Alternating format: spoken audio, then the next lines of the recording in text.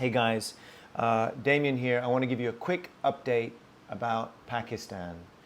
It is currently 6:30 in the evening on Saturday, September 12th, here in Bangkok as I'm recording this video.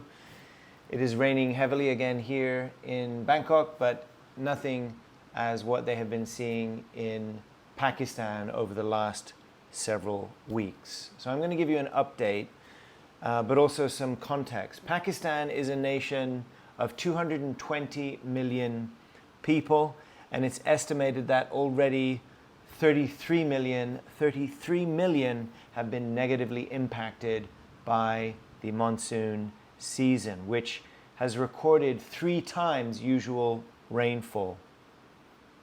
Especially the area of Sindh, which is in southern Pakistan here. In fact, here in Mirpukas, this area here is where a lot of our relief efforts are needed and where many of our relief efforts have been concentrated.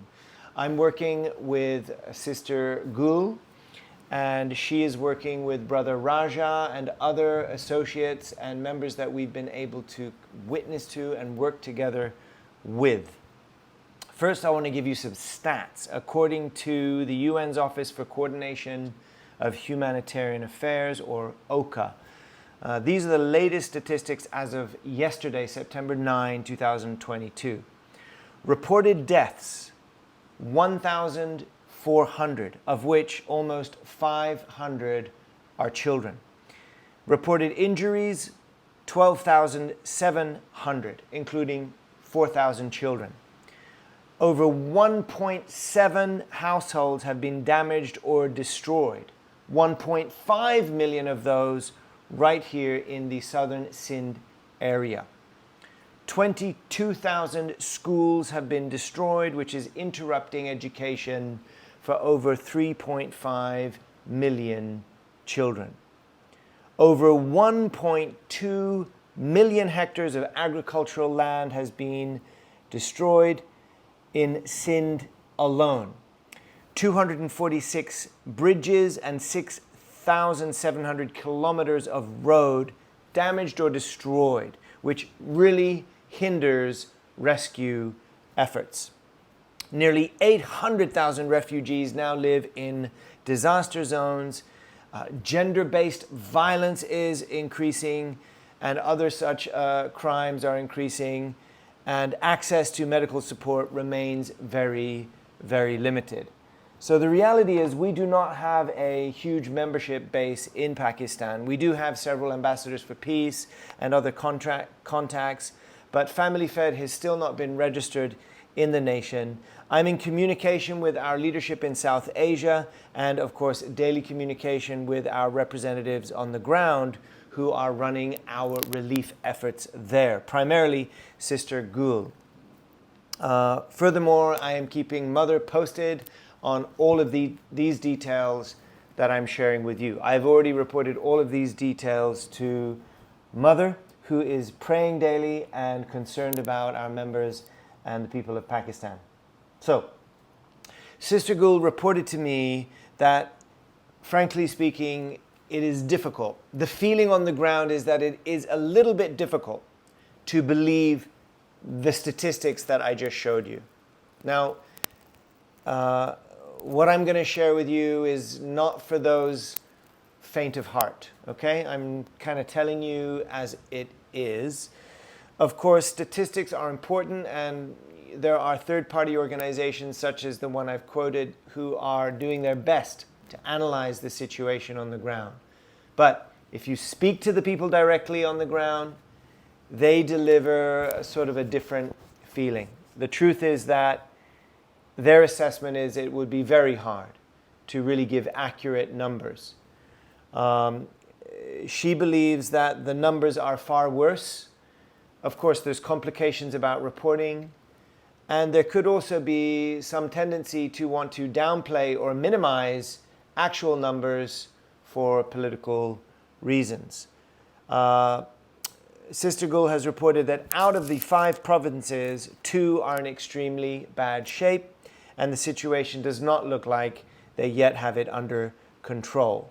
The government is receiving aid from the international community, but frankly, other than some very amazing non-profit, private or third-party organizations that you can see, it is hard to really vouch for rapid government assistance on the front line. They don't really see large numbers of so-called international support and resources hitting the front line, at least where our representatives are. And they've spread themselves around to now 7 or 8 different affected areas. So this is the word we're getting back from the ground. Of course, it could just be that it takes a lot of time for the government and the overall infrastructure to meet the needs of the people on the front line. You would hope that everybody's doing their best. But we also have to listen to the voice of the people on the ground. And how they feel is that it's much worse and it's kind of too little too late as far as the government's concerned. So let's hope it's not as bad as that, but I need to tell you as I hear it, okay? For example, they're saying that every second family that our relief workers meet is reporting the loss of at least one child or a loved one due to drowning. They go out into the areas and they see dead bodies everywhere, floating in flood zones and rivers and laying by the wayside. I'm sorry, it's kind of heavy.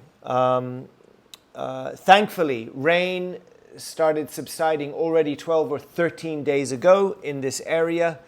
However, the new threat, the flood zones are still flooded. It doesn't mean everything's dry.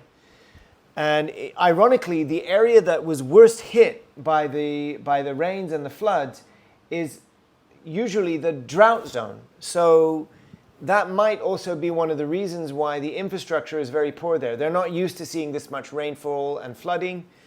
And also in drought zones, it's much harder for the water to kind of seep in and sink in. It tends just to rush and cause havoc very quickly. Anyway, the rain has subsided, but flood territories are still packed with water. And now the new threat is dengue fever. Dengue fever, which can be fatal. So we are all extremely, sincerely touched by you, Sister Gul, and Brother Raja, and all of our associates and members who are working on the ground, doing your very best to take care of the people who are literally at their last, doing everything they can. Meeting people in the communities, feeding them. During phase 1, our team has been feeding over 100 people a day. I'll just be like 2 minutes. Over 100 people a day, giving hot food to children, women, children, and families, and severe malnutrition has already set in many places. Then they started this Live for the Sake of Others Mother of Peace medical camp. So they brought together doctors, nurses, psychotherapists even, to help serve desperate people on the front line. This is just a few days ago, and hopefully we're going to be able to do another one of these with not just support, but medicines and supplies and medical care. So this is incredible work that they've been doing, feeding people, taking care of their minds, their hearts, and their bodies. God bless you guys. This is Brother Raja doing incredible work on the ground. Now, what's for phase 2? Thank you again to Europe. Your donation of roughly $10,000 arrived, and we're working with the local bank to release those funds. They should be ready for use by Monday or Tuesday, we have heard. We've already got word from our members in Cambodia and Hong Kong, and I believe other areas throughout Asia Pacific 1 who want to send money, and they have money ready to send. Which we will do as soon as we can secure the first 10,000 and make sure that it's working and running through. So, what is phase 2? They have identified 4 cities and 7 villages which are highly impacted, and we're going to be tailoring relief efforts to the specific needs of each of those areas. But here is the general plan. Just a couple minutes and I'm wrapping up. here's the general plan, what we're going to do with the next 10,000 that's about to be released. Number one, ration bags, okay? Ration bags is the first priority. We're seeing just hundreds and hundreds of thousands of people along the roadside without food. So the bags are going to include flour, pulses, rice, cooking oil, sugar, milk, and tea. Each bag should last about 8 to 10 days for 5 or 6 people each. The goal is 400 bags, estimated cost $5,000. Step one. Step two, which is really disease prevention. We're going to be buying tents and mosquito nets to provide proper shelter and protection in order to prevent viral diseases, especially malaria. Tents are expensive, so there's a limit to how much we're going to be able to do with our budget. Our goal is 50 tents and 200 mosquito nets. Our estimated cost on that is about $3,000.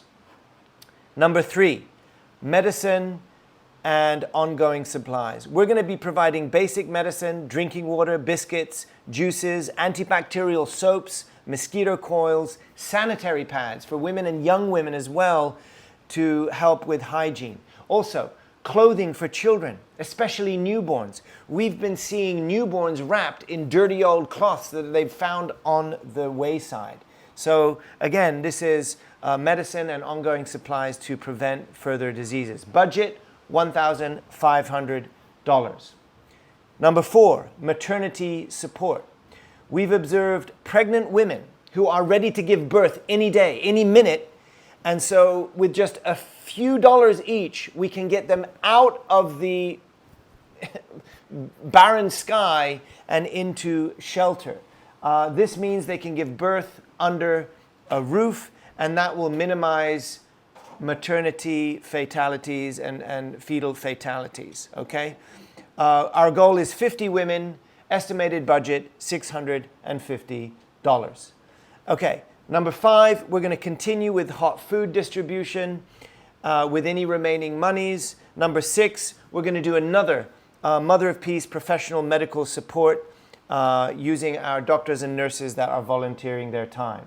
The target areas that we're going for all around this Mirku Pass area are Sangar, Kirpo, Umarkrot, Kor, Mirku Pass, and villages Hingorno, Kirausak, Bachaband, Kurni, and Tandojam, and Tando Alya. Also, other areas around the Mirku Pass zone.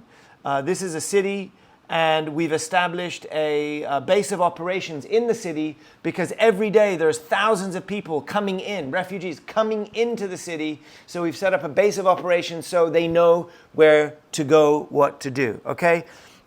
Sister Gul is going to keep an accurate account of all of the expenses and report to me daily about not only our relief efforts, but where are the monies going and how effectively are they being used. So we have a totally trustworthy team on the ground. And not only that, her husband's a lawyer. So I believe that through this momentum of real support for the people of Pakistan, it's going to be much easier for us to very quickly register Family Fed officially and legally and open up a bank account so that we can go through more direct support and further holy work in Pakistan.